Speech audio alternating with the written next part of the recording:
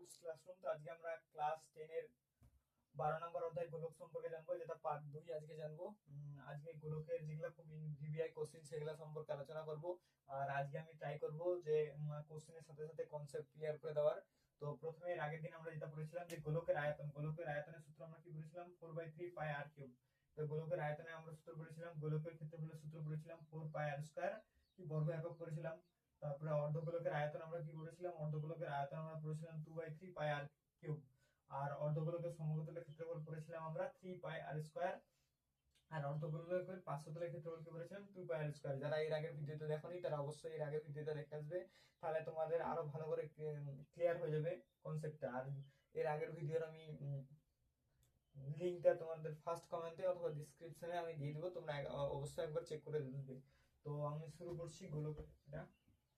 তো ফার্স্ট তোমরা দেখতে পাচ্ছ এই যে একটা গোলক। তো এর আগের দিন আমরা কি করেছিলাম, এই গোলকের মধ্যে কতটুকু মেটেরিয়াল আছে, কতটুকু জিনিস আছে সেটা জানার জন্য, ধরে নাও একটা ক্রিকেট বল, এর মধ্যে কতটুকু হাওয়া আছে।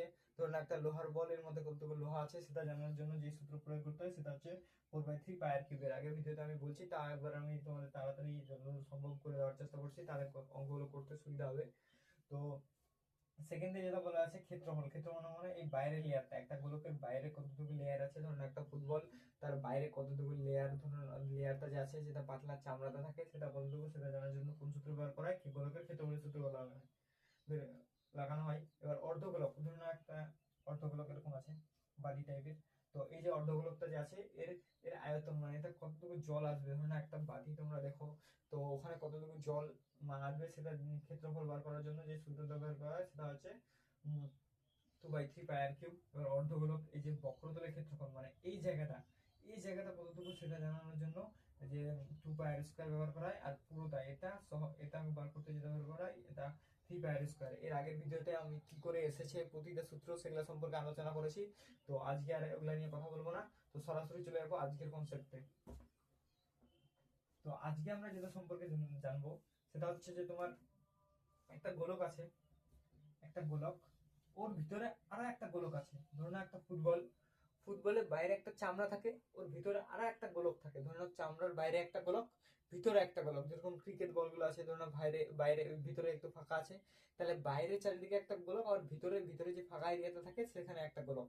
তো ওই ওই ওই সমস্ত গোলকের আয়তন আমরা কি করে বের করবো সেটা আমরা আগে চেক করে নেব। তো এরকম গোলক বলা থাকলে আগে আমাদের বলা থাকবে যে বাইরের ব্যাসার্ধটা কত। এটা ধরে নিলাম আমি আর, এই যে বাইরের ব্যাসার্ধটা সেটা আমি ধরে নিলাম আর, আর ভিতরের ব্যাসার্ধ যেটা সেটা ধরে নিলাম আমি ছোট হাতের আর। তাহলে আমাকে যদি বার করতে বলে এই ক্ষেত্রফল কত, এই গোলকটার ক্ষেত্রফল কত। ধরে নাও একটা ফুটবল আছে বা একটা ক্রিকেট বল আছে। তো ক্রিকেট বলে আমাদের বলেছে যে মূল বিন্দু থেকে ক্রিকেট বলের যে ভিতরের যে বিন্দুটা সেখানকার যে ব্যাসার্ধটা সেটা হচ্ছে ছোট হাতের আর, আর বাইরের যে উপরের যে এটা উপর অব্দি যে ব্যাসার্ধটা সেটা হচ্ছে বড় হাতের আর। তাহলে আমাদের কি বার করতে হবে, আমাদের বলছে বার করতে এই লেয়ারটা কত। তাহলে এই লেয়ারটা আমরা কি করে বার করব, তো আমরা এর আগের ভিডিওতে দেখেছিলাম যে এর সূত্রটা কি হয়। একটা গোলকের বার করার সূত্র কি হয়, ইসের ক্ষেত্রফল বার করার, ফোর ফোর পাই আর স্কোয়ার। কি হয়, 4 পাই আর আর স্কোয়ার। তাহলে এটা থেকে এটা এর আগেরটাতে আমরা শিখেছিলাম, এটা হচ্ছে ক্ষেত্রফলের সূত্র। কিন্তু এই সূত্রটা এখানে হবে না।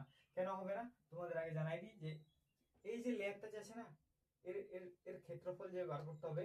তো এটা বেসিক্যালি এই ছোট লেয়ার থাকে, ভরা থাকে, তাই এর ক্ষেত্রফল হয় না, এর কি হয় আয়তন হয়।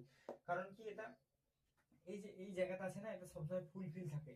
আমরা যখন পড়ছিলাম ক্ষেত্রফল তখন তখন আমি কি বলেছিলাম, বাইরে যে লেয়ারটুকু সেটা যার ব্যাসার্ধ থাকবে না, কিছু থাকবে না, একটা পাতলা লেয়ার, তার হয় ক্ষেত্রফল। কিন্তু এটা কি পাতলা লেয়ার না, এটা অনেক মোটা লেয়ার হয়।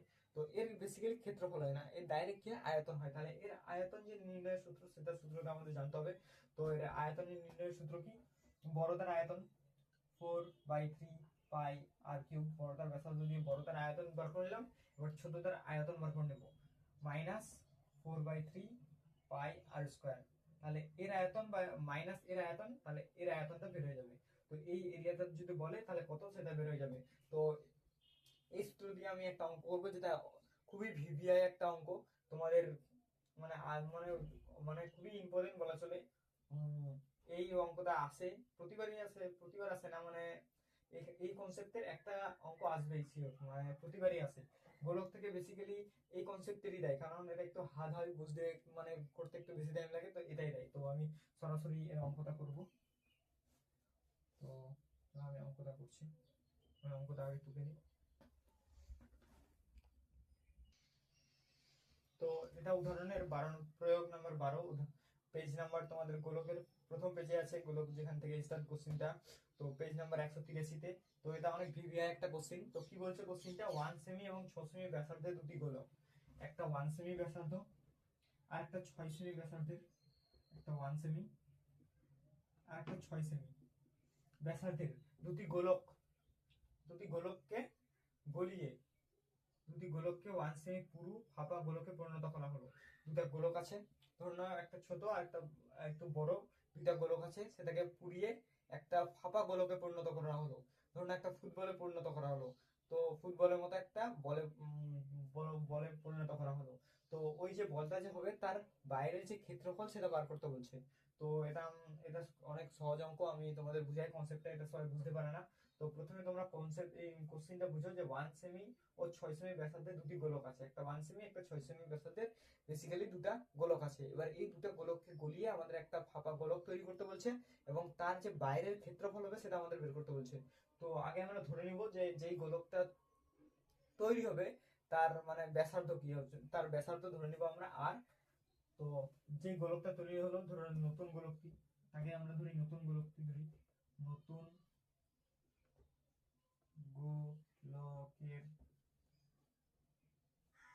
গোলকের বাইরের ব্যাসার্ধ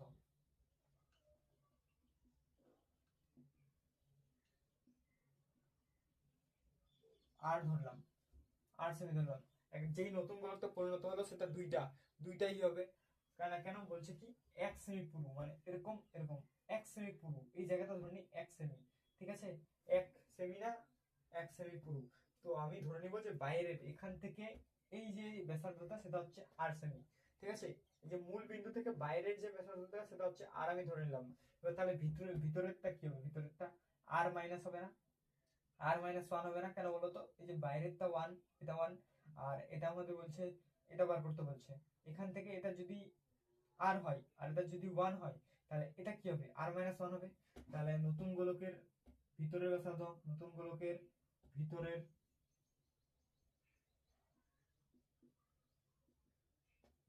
ভিতরের ব্যাসার্ধ তাহলে কত হবে, ভিতরের ব্যাসার্ধ হবে আর মাইনাস ওয়ান সেমি, আর মাইনাস ওয়ান সেমি হবে।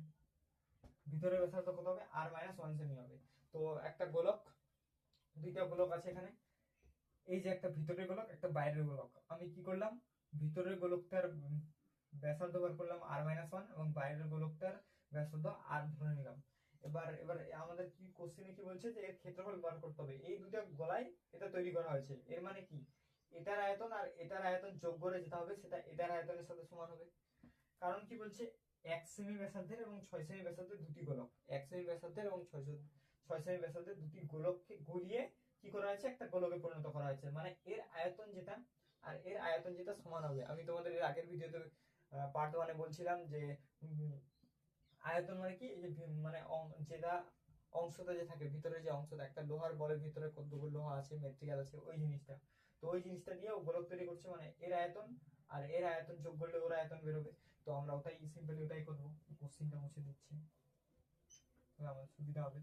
তো কি কি হবে তাহলে, ওর আয়তন তাহলে কত হবে, 4/3 পাই 1 এর কিউব প্লাস 4/3 পাই 6 এর কিউব, এই দুটোর আয়তন মিলে ওই ওই যে গোলকটা আমরা পেলাম 1 সেমির, এই যে গোলকটা এর আয়তন সমান হবে। তো এর আয়তন তো এটা যেহেতু ফাঁপা গোলক বলা ছিল, কোশ্চেনে কি বলা ছিল, ফাঁপা গোলক, মানে এই জায়গাটা কি ফাঁপা, এই জায়গাটা ফাঁপা। তাহলে আমরা জানি এখানকার ব্যাসার্ধ আর এখানকার ব্যাসার্ধটা যদি আমরা বিয়োগ করে নিই, প্রথমে যেটা কনসেপ্টটা বুঝালাম, তাহলে কি বার হবে, এই যে মাঝের যে আয়তনটা সেটা বার হবে। তাহলে আমাকে ওটা বার করতে হবে, তাহলে ওটা বার করার জন্য আমাকে বাইরেরটা বাইরেরটা মানে কত, 4/3 পাই আর কিউব থেকে মাইনাস করতে হবে কত, 4/3 পাই আর মাইনাস ওয়ান কিউব মাইনাস করতে হবে, আর মাইনাস ওয়ান কিউব মাইনাস করতে হবে, এটুকু করতে হবে। তাহলে এখান থেকে আমরা 4/3 পাই কমন নিতে পারি, তাহলে কমন নিয়ে নিব, 4/3 পাই কমন নিলাম, তাহলে 1 প্লাস 206 এর কিউব মানে 216, ইজ ইকুয়াল টু আবার এখানে 4/3 পাই কমন নিলাম আর কিউব মাইনাস আর মাইনাস 1 কিউব, ঠিক আছে। এই যে 4/3 পাই আর 4/3 পাই দুই সাইড দিয়ে কেটে দিলাম, ঠিক আছে। এবার কি এটা যোগ করি, এটা যোগ করলে কত হবে তোমার 217 হবে, 217 হবে। আর কিউবের জায়গায় আর কিউব বসে যাবে, আর মাইনাসের জায়গায় মাইনাস করে দিলাম। এবার আর মাইনাস 1 কিউবের সূত্রটা বসাই দিব আমরা, বেসিক্যালি আর মাইনাস 1 এর সূত্রটা বসাই দিব। আর মাইনাস 1 এর সূত্র কি হবে, এ কিউব মাইনাস 3ab স্কয়ার, এর কিউব, এ মানে তো 1ই, এ মানে তো 1, 1 দিয়ে গুণ করলে 1ই হবে, তাহলে ওটা আমরা দিচ্ছি না, তাহলে ডাইরেক্ট দিচ্ছি 3, তাহলে ডাইরেক্ট কি দিচ্ছি 3a স্কয়ার বি, তাহলে বি দিয়ে গুণ করলে ওটা হবে, তাহলে a স্কয়ার মানে আর স্কয়ার প্লাস 3ab স্কয়ার, এ মানে তো 1, 1টাকে ধরছি না, তাহলে কি হবে খালি আর হবে, লাস্টে প্লাস কত হবে আর কিউব হবে, হলো। তাহলে বা আমরা লিখতে পারি, এবার দেখেন এখানে 1 এর কিউব হবে, সরি, যেহেতু বিটা হচ্ছে 1, এই বিটা হচ্ছে 1, তাহলে 1 এর কিউব হবে। সূত্রটা তোমরা দেখো, এটা a এটা b, সূত্রটা কি ছিল, a cube minus 3ab square plus 3b square a plus b cube. তাহলে আমরা কি করলাম, আরটাকে আরে লিখে দিলাম 3a স্কয়ার, এক দিয়ে গুণ করলে ওটাই হবে, ওই জন্য 1 গুলো লিখলাম না, লাস্টে 1 এর কিউব করে দিলাম। এবার এই যে 1, এটা আমরা এদিকে নিয়ে চলে আসি, তাহলে এদিকে এটা কি আকারে আছে, এটা মাইনাস দিয়ে গুণ করলে মাইনাস আকারে ছিল, তাহলে এদিকে মাইনাস হবে, সরি, মাইনাস আকারে ছিল, তাহলে এদিকে আসলে কি হবে, প্লাস হয়ে যাবে। তাহলে 1টা দিয়ে 217 কে যদি মানে এখানে যেহেতু মাইনাস আছে, ঠিক আছে, এখানে যেহেতু মাইনাস আছে, এই মাইনাস আর এই মাইনাসে প্লাস হয়ে যাবে। এবার প্লাস 1টা যদি এদিকে চলে আসে তাহলে মাইনাস 1 হয়ে যাবে, তাহলে 216 থেকে যদি মাইনাস 1 করি, তাহলে এই 216 থেকে যদি মাইনাস 1 করি তাহলে 216 হবে, 216 হবে নাকি না।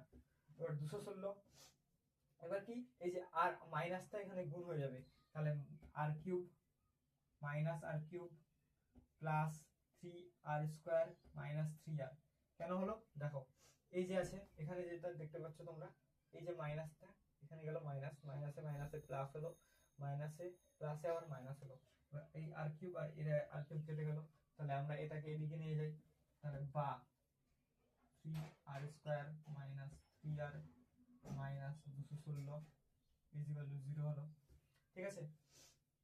এবার এখান থেকে আমরা 3 ভাগ করতে পারি, 3 কমন নিতে পারি, এবার 3টা কমন নিই, 3টাকে যদি কমন নিই ওদিকে আমরা নিয়ে যাব 0/3, তাহলে 0ই হবে। আমি তোমাদের ডাইরেক্ট করছি, তোমরা এখন ক্লাস 10-এ পড়ো তো বাচ্চা না, এগুলা বুঝতে পারছো। এখানে যদি আমি 3 কমন নিই আর ওদিকে 0 দিয়ে যদি 3কে ভাগ করি তাহলে 0 হবে, তো আমি যে 3টা যে কমন নিলাম ওটা লিখলাম না, তাহলে ডাইরেক্ট লিখছি, ডাইরেক্ট লিখলে কি হবে, আর স্কয়ার হবে মাইনাস কত হবে আর হবে মাইনাস কত হবে 72 হবে, 3 দিয়ে 72কে গুণ করে দেখো 216 আসছে, তাহলে এটা ইকুয়াল টু কত হবে 0 হবে, ঠিক আছে। এফ ডি সবাই ক্লিয়ার, আর স্কয়ার মাইনাস আর মাইনাস 72 কত 0 আসছে, আমরা এখান থেকে আর এর মানটা বের করব, তারপরে ক্ষেত্রফলটা বার করব, যেহেতু বলছে যে বাইরের ক্ষেত্রফলের মান কত প্রস্থিরে, ওই জন্য আমরা বাইরের ক্ষেত্রফলটা বার করার জন্য এটা লিখে নিলাম। এবার আমরা এটা আবার উপর থেকে লিখব, আর স্কয়ার মাইনাস আর মাইনাস 72 আছে,